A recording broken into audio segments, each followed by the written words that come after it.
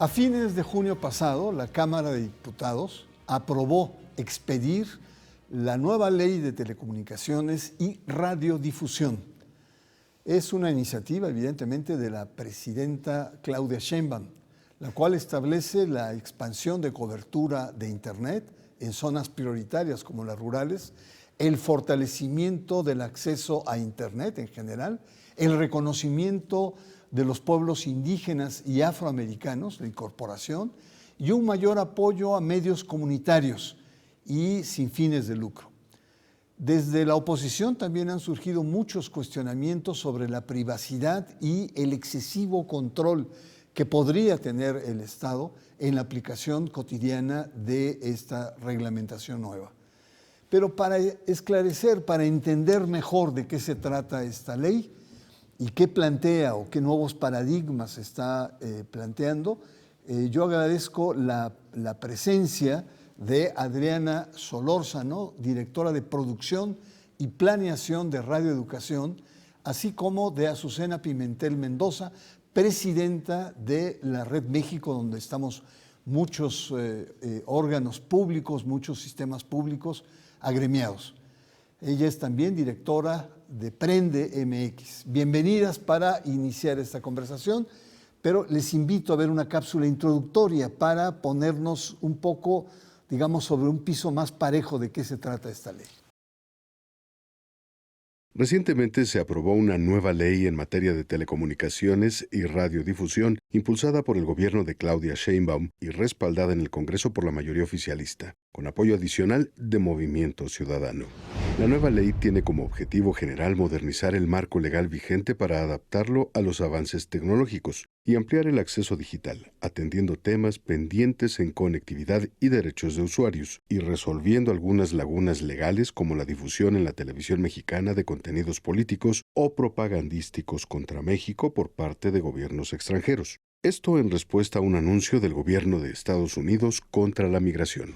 Entre los cambios más importantes introducidos por esta nueva ley se encuentra el acceso universal a Internet, el impulso a medios comunitarios e indígenas, la protección a los derechos de las audiencias y a los contenidos de segmentos específicos, el registro de usuarios de telefonía, la ampliación de la competencia económica y la disolución del Instituto Federal de Telecomunicaciones, creando en su lugar la Agencia de Transformación Digital y Telecomunicaciones.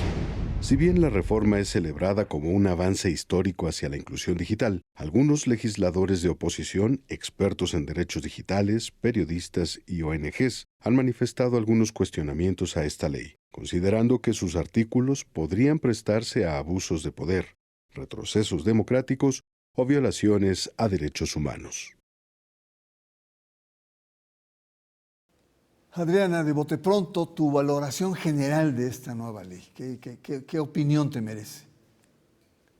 Bueno, primero hay que señalar que la modificación a esta ley, porque más que una ley nueva es una modificación a la ley establecida en 2014, se suscita sobre todo porque se decidió que se extinguieran los organismos autónomos. A partir de esa extinción había que reformular la ley. La ley, evidentemente, o la reformulación de esta ley abrió una ventana de posibilidades para fortalecerla en aspectos que en 2014, pues por diferentes razones, no fueron incluidos, y también nos dio la oportunidad de discutir sobre ella a partir de la experiencia de su aplicación durante 10 años. Esta ley es muy importante porque el sector telecomunicaciones y radiodifusión es en términos gruesos o representa en términos gruesos un 4% del Producto Interno Bruto. La mayor parte de la industria, de los servicios, de las actividades económicas, de alguna manera se basan y dependen para su desarrollo, pues precisamente del despliegue de infraestructura en telecomunicaciones. Por eso es una ley que tiene especial relevancia para los sectores productivos, pero también es una ley, y prioritariamente hay que ver esto, una ley que garantiza derechos humanos como la libertad de expresión. Y la libertad de expresión además es un derecho llave. De ese derecho depende el goce y ejercicio de otros derechos. Por lo tanto, es una ley toral, es una ley fundamental y desde mi punto de vista ha sido una ley que ha mostrado muchos avances.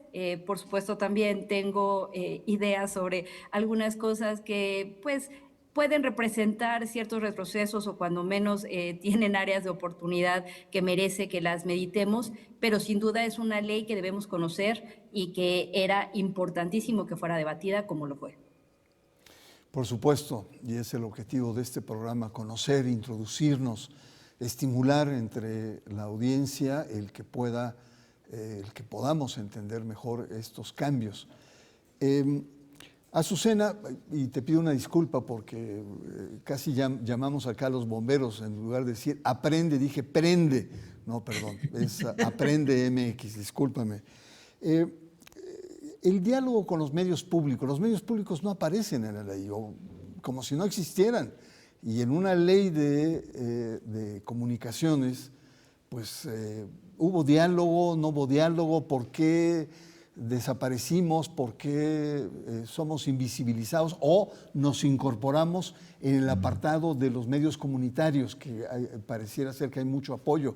Ayúdanos a entender esto. Claro que sí, muchas gracias. Como dice Adriana, creo que es una de las grandes áreas de oportunidad, por decirlo de alguna manera. Claro que se discutió, la red de medios públicos estuvo presente en los conversatorios tanto de la Cámara de Diputados como de la Cámara de Senadores, estuvimos ahí con propuestas muy específicas, pero desafortunadamente no se incluyeron estas propuestas en el nuevo dictamen de ley. ¿Qué es lo que abarca esto y por qué es tan importante? Como bien explicó ahorita Adri, esta ley baña todo el sector telecomunicaciones, esto es, regula, es el marco regulatorio de las telecomunicaciones en México. Y entre estas, que son muchos los factores que abarca, pero entre ellos están las concesiones del Estado. Sabemos que el espectro radioeléctrico de este país está concesionado y hay diferentes tipos de concesiones. Las concesiones privadas, que son las que tienen, por ejemplo, medios como Televisa, Televisión Azteca y algunos otros.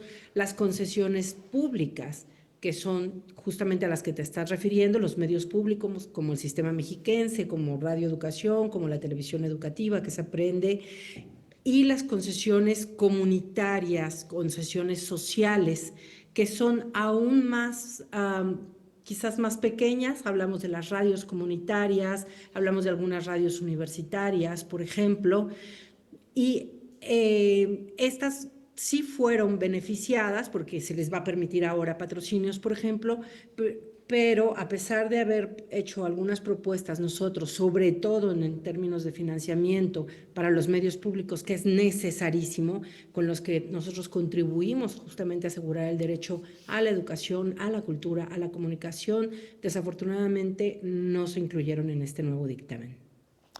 En otro momento comentabas que tenemos una siguiente oportunidad cuando haya una discusión sobre la reglamentación de esta reforma.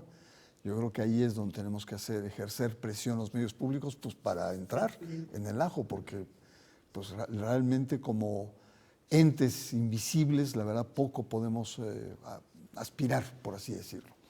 Adriana, ¿qué opinión te merece? Tú ya lo decías en tu intervención anterior, sustituir al IFT por la Agencia de Transformación Digital y Telecomunicaciones. ¿Cuál es? Adelante, perdón.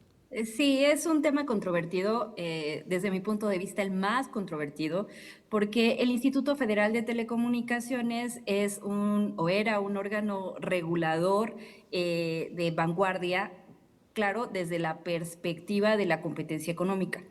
Es decir, en el mundo, digamos, empresarial, en el mundo de las inversiones, el que sea o exista un órgano regulador autónomo da mayor certidumbre a las inversiones, porque en principio lo que se busca es despolitizar las decisiones y volverlas técnicas, que sean decisiones técnicas y que además sea un piso parejo para la competencia. No obstante, las razones que se dieron o que dio el Estado mexicano para extinguir a los organismos autónomos es recobrar, digamos, las atribuciones del Estado para regular temas que también tienen que ver con derechos humanos, como lo decía, que tienen relación con libertad de expresión y que inciden de una manera fundamental en la vida pública. Por ejemplo, esta nueva ley tiene esta perspectiva de cobertura social, de apoyar la cobertura de áreas que económicamente no son tan atractivas para el empresariado y que no obstante requieren la conexión de Internet, porque además esta ley reconoce a las telecomunicaciones como un servicio público de interés general. Por lo tanto, bueno, pues sí, perdemos autonomía, sin duda se pierde autonomía, pero al mismo tiempo el Estado mexicano vuelve a recuperar algunas atribuciones. Yo lo que destacaría es que tras este ejercicio parlamentario que se dio, se corrigió de una manera sustantiva algo que de origen venía en la ley y que no estaba del todo bien, que es la Agencia de Transformación Digital, que es la que va a sustituir como órgano regulador al IFT, pues iba a tomar la mayor parte de las decisiones y eso la volvía a que estas decisiones fueran unipersonales. Por fortuna se crea después de esta discusión una comisión que va a funcionar como lo fue la COFETEL en su tiempo y que ahora va a tener 5 comisionados escalonados con un perfil técnico y digamos que sus nombramientos van a ser ratificados por el Senado. Esto de alguna manera, digamos, colabora a mejorar el panorama. Azucena, uno de los puntos que señala Adriana es esta pérdida de autonomía, que es quizá una de las críticas más fuertes que la oposición y comentaristas han desglosado. Es decir, esta perspectiva de que el Estado ahora va a concentrar nuevamente todas estas funciones y sobre todo el tema de la seguridad tanto de los usuarios como en términos de seguridad nacional, ¿no? Muchas de las intervenciones que se podrían hacer a los celulares, etcétera, es precisamente el regular o el detener todas estas extorsiones que los mexicanos estamos sujetos de manera casi cotidiana en términos digamos, de inestabilidad personal. ¿Cuál es tu opinión sobre esto? Sí, no hay tal, ni en términos de geolocalización. Hemos estado geolocalizados siempre y desde que tenemos dispositivos móviles, incluso las aplicaciones bancarias te piden tu geolocalización, y tampoco en términos de contenido o de regulación de medios públicos. No hay tal censura, e incluso la presidenta inmediatamente retiró los artículos que podrían interpretarse como censura. Se habló también de la censura dentro de los medios públicos y de las plataformas digitales, porque se estaba hablando de una contención de los contenidos o una regulación de los contenidos que vinieran de entidades o de medios extranjeros. Y fue también una de las cosas que nosotros llevamos a discutir al Congreso, al Senado. Y sí se hizo un ajuste en el dictamen ahora de esto. Muchos de los medios públicos, ustedes son un gran ejemplo de esto, nos hacemos de contenidos de medios y de instituciones extranjeras. Entonces, esta regulación de la que se hablaba de censura entra nada más para cierto tipo de contenidos y que no es censura. Está bien que no se propague aquí publicidad o propaganda política de Estados Unidos o de otros países, como sucedió, por ejemplo, con los spots de Trump, que fue una de las cosas por las que hubo esta discusión más fuerte. Sin embargo, sí es posible seguir difundiendo contenidos sin tan estricta regulación, culturales, educativos, de otros medios como son no sé, la Deutsche Welle o la BBC de Londres, con quien algunos medios tenemos convenios, ¿no? Entonces, no, creo que son interpretaciones que se han dado, que da la oposición porque busca cualquier brecha, busca cualquier hendidura para meter ahí discursos que no son necesariamente ciertos, ¿no? No están apegados a la realidad. Sí, evidentemente que para nosotros, el sistema mexiquense de medios públicos,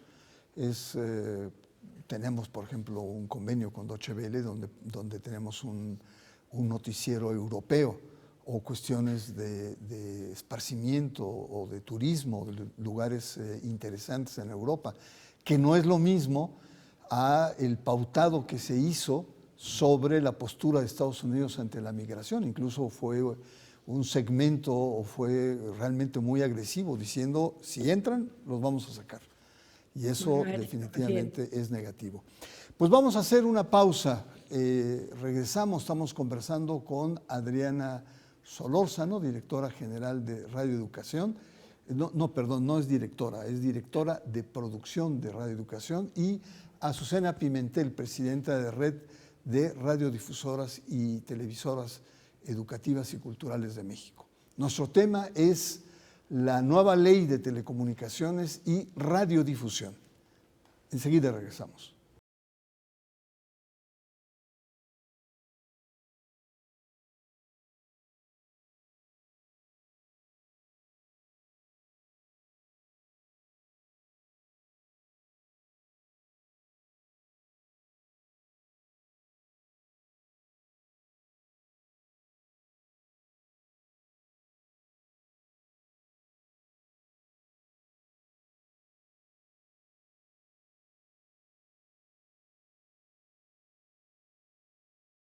La nueva ley de telecomunicaciones y radiodifusión es nuestro tema que estamos conversando con Adriana Solórzano, de Radio Educación, y también con Azucena Pimentel, presidenta de Red México. Vamos a retomar el tema del control o, digamos, la incidencia en celulares, porque es quizá también uno de los aspectos más, digamos, controversiales, ¿no? Porque se achaca a una especie de un estado espía, como va a intervenir la geolocalización o va a poder intervenir adentro, y muchos comentaristas hablan de como si nunca hubiera habido espionaje telefónico, ¿no? Eso es histórico, desde los años 60, 70, hay esta práctica. Claro, es discrecional, no tiene una magnitud como la que tuvo ahora precisamente con Pegasus, que se le achaca la compra ilícita a la administración anterior. Pero acá lo importante es esta disyuntiva de tener una presencia mayor en términos de seguridad frente a extorsiones, hackeo, robo de identidad, cuestiones de tipo bancario. ¿Es una postura audaz, digamos, que está en la ley, o hay que encontrar ciertos equilibrios, digamos, para la tranquilidad de los usuarios? ¿Cómo la ves, Adriana? En materia de libertad de expresión, la doctrina internacional lo que señala, me parece que es muy claro respecto de lo que podríamos considerar restricciones o en algún caso decisiones controvertidas como esta. Mientras más claro esté la ley, no en normas, no en reglamentos, es decir, en ley, que esté claramente establecido en la ley en qué casos, bajo qué condiciones, en qué situaciones se va a dar esta restricción a la libertad de expresión, pues va a ser más aceptado. El problema de cuando las legislaciones son muy ambiguas y señalan de manera muy genérica que se permite, pues esto que se podría considerar una violación a las comunicaciones, pues genera la controversia que ha generado. Me parece que se ha dado, o usted ha dado en el punto clave, cómo mejorar la seguridad, poner la tecnología en favor de garantizar la seguridad de las mexicanas y los mexicanos sin que esto resulte en una violación a la libertad de expresión o a este derecho a la inviolabilidad de las comunicaciones. Me parece que el punto que genera aquí la controversia y que será muy importante que se respete desde el Estado mexicano es que se permite que sea revisado el contenido de las comunicaciones cuando haya una petición, por ejemplo, de ministerios públicos o de organizaciones de seguridad. A nivel internacional, lo que se pide como mínimo es que sea una orden judicial, del Poder Judicial, que es un poder autónomo al Ejecutivo y que entonces eso genera los contrapesos necesarios para evitar interferencias indebidas. Quizá lo que se debió cuidar ahí es que sea con orden judicial y en todo caso el Estado mexicano deberá demostrar que va a hacer un uso cauteloso y muy fundamentado de esta atribución que le está dando la legislación. Pues es un punto muy importante, la verdad, aunque por la experiencia que tenemos en México, pues es muy discrecional, ¿no? Es decir, sin necesidad de nada, ¡pum!, están espiando o están interviniendo los teléfonos o las comunicaciones de cierto tipo de actores. Ojalá se respete lo que se quedó en la ley actual. Azucena, el tema de las defensorías de las audiencias también ha creado polémica, ¿no? Es decir, para nosotros en medios públicos es muy importante la defensoría porque podemos captar algunas sensibilidades del público. Es un vínculo con las propias audiencias, ¿no? Aquí tuvimos el caso de un programa que era para niños y que por la mañanera lo cambiamos y se nos armó un lío. En radio tenía cerca de 40 años y muchos de las personas que desde niños venían escuchando este programa, bueno, a través de la Defensoría llegamos a un acuerdo y eso es muy importante. Pero muchos creen quiénes son estos defensores de audiencia, quién los va a nombrar, cuál es su rol. En la experiencia que tienes, ¿qué significa estos defensores de audiencia? Importantísimo, importantísimo en este nuevo dictamen. Tenemos que recordar y repetir cada vez que podamos que los medios públicos son públicos porque le pertenecen a la sociedad, no porque le pertenezcan a los gobiernos. Quien manda dentro de los medios públicos son los ciudadanos. Entonces, en esta ley, en el artículo 43 del dictamen es que se habla sobre los requisitos para obtener concesiones públicas. Y uno de estos requisitos en los que también nosotros hicimos mucho énfasis, por supuesto que es la independencia editorial, la participación ciudadana, pero nosotros proponíamos ir más allá, justamente, que esté reglamentado y que sea obligatorio que los medios públicos cuenten con una defensoría de las audiencias, que sea un mecanismo de participación ciudadana, pero que también cuenten con un código de ética, ¿no? Y con consejos editoriales ciudadanos, porque desafortunadamente hay muchos medios públicos que funcionan como medios comerciales, no solamente por la manera en la que se financian, sino por la toma de decisiones que tienen, que es a partir justamente de decisiones comerciales. Eso va en contra del espíritu de los medios públicos. ¿Por qué? Porque, como te decía hace un rato, nosotros tenemos que garantizar el derecho a la información, a la comunicación, contribuir con el derecho del acceso a la cultura también. Y es a través de las defensorías de las audiencias, de la participación ciudadana, que uno de los mecanismos a través de los cuales podemos lograrlo. ¿Cómo? Nombrando defensores de las audiencias. Todos los medios públicos deben nombrar un defensor de las audiencias que, por supuesto, tenga independencia en su gestión y en su operación, que escuche a las audiencias y que por supuesto determine cuáles son la programación, los contenidos, que influya en esto directamente. No el defensor, sino que gestione a las audiencias y los derechos que tienen dentro de los contenidos de los medios públicos. Muy importante esto. Adriana, cuéntanos más sobre el tema de la incorporación o la atención o la sensibilidad que tiene esta ley hacia las comunidades indígenas, hacia los pueblos originarios. ¿Tú crees que con estos planteamientos podemos incorporar más esta cultura, darla a conocer, que esté más presente en las radios comunitarias, en la televisión, etcétera?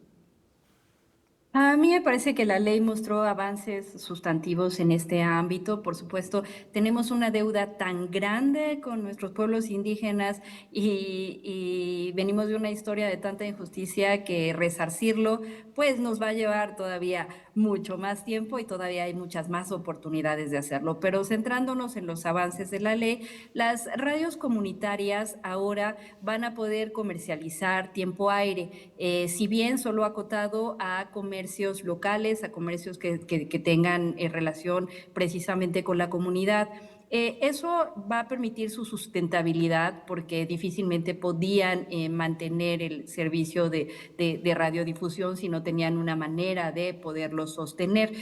Pasamos ya ahora que pueden comercializar poco más de 40 minutos, podría parecer mucho, pero si lo comparamos con los más de 570 minutos que un medio comercial puede comercializar, pues sigue siendo la 10ª parte.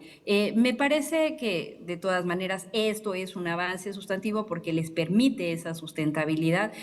También van a poder acceder a entre el 1% y 10% del presupuesto que en publicidad gubernamental tengan las dependencias de gobierno, las dependencias públicas. En la ley anterior se acotaba a 1%. Entonces, eso también va a abonar a su sustentabilidad. Por otra parte, como operadores pequeños o como operadores para telecomunicaciones, también van a tener algunos apoyos, algunos descuentos, posibilidades que van a permitir este desarrollo de telefonía que sea también comunitaria, que ha sido una lucha de los pueblos y de las comunidades y que ha demostrado que puede ser también muy sustentable y favorable para garantizar el derecho a la comunicación que tenemos todas las mexicanas y los mexicanos, el derecho a estar conectados. Muy bien, Adriana, muchas gracias. Azucena, hablamos desde el principio de este programa sobre esta aparente exclusión de los medios públicos como Canal 11, como nosotros, Sistema Mexiquense de Medios Públicos, Radio Educación, etcétera. ¿Qué nos toca hacer? ¿Cómo reincorporarnos en la agenda que está planteada en esta ley? Creo que lo que nos toca es insistir en un nuevo modelo de financiamiento para los medios públicos. La Red México llevó una propuesta muy específica, nombrada así, Nuevo Modelo de Financiamiento México, así. Y bueno, no es nada que nos estemos inventando, es un modelo que se utiliza en otros países y nosotros lo llevamos de una manera muy, muy específica con reglas incluso de operación muy claras.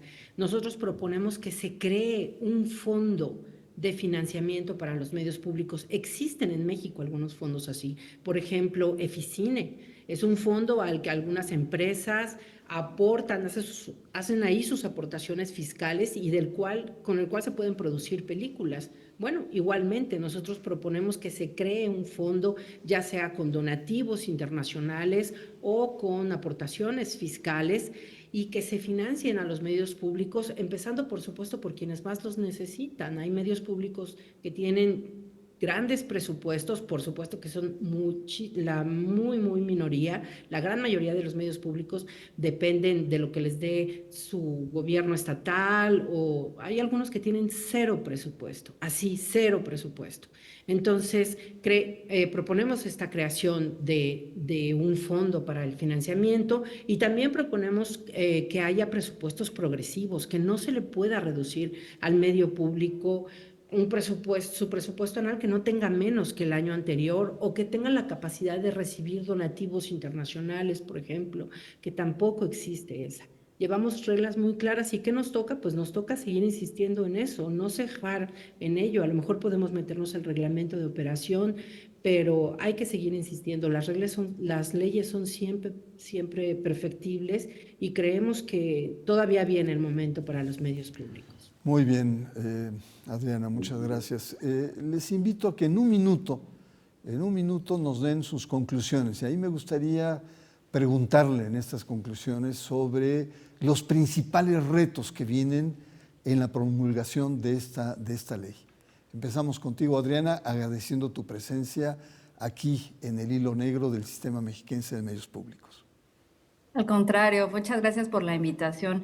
Me parece que los dos temas más controvertidos de esta ley son el que el órgano regulador ya no sea autónomo. No obstante, es de destacar, como decía, que se haya creado una comisión como un organismo desconcentrado, dependiente de la Agencia de Transformación Digital y Telecomunicaciones, porque este órgano ya tiene comisionados que van a ser ratificados por el Senado, tiene algunas garantías de máxima publicidad y de transparencia que tenía el órgano regulador anterior, es decir, mejora sustantivamente a las decisiones unipersonales que estaban en la propuesta original. No obstante, ahí todavía podemos trabajar en mejorar los perfiles de los comisionados, que sean perfiles exigentes. Y por otra parte, es muy importante que el Estado, ya que ahora va a poder ofrecer servicios a los usuarios finales, participe en las licitaciones de manera clara y transparente para evitar que sea considerado que hay una violación a la neutralidad de competencia. Me parece que son dos temas que son importantísimos de cuidar en la práctica y, por supuesto, la legislación de los lineamientos, esta reglamentación que va a dar mayor soporte a las decisiones buenas o malas que se desprendan de la ley.